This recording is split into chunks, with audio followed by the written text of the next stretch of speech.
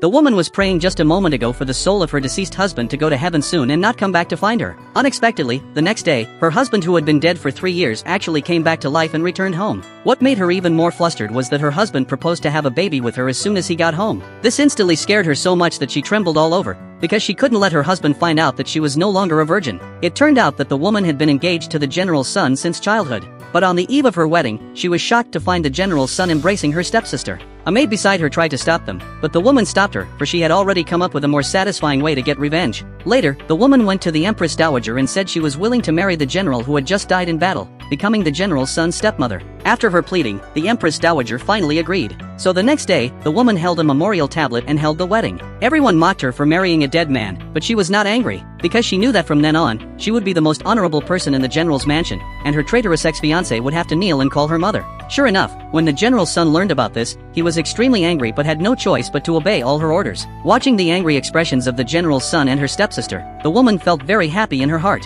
But just as she thought she could enjoy wealth and glory forever, an assassin accidentally broke into her room. During their struggle, they actually fell in love at first sight. So the two secretly met every late night, and the assassin would leave early the next morning. Although the woman felt sad, she thought this was the only way to avoid being discovered. Unexpectedly, her husband returned home the next day, which made her extremely afraid that her secret would be exposed. To save her life, she offered to take a concubine for her husband who had come back from the dead. But unexpectedly, her husband directly proposed to have a child with her, and even called her to his bed that night. To avoid exposing the fact that she was no longer a virgin, the woman deliberately exerted force to collapse the bed. And her husband seemed to guess her thoughts, so he deliberately hurt himself to reassure her. It turned out that the assassin that night was actually her husband.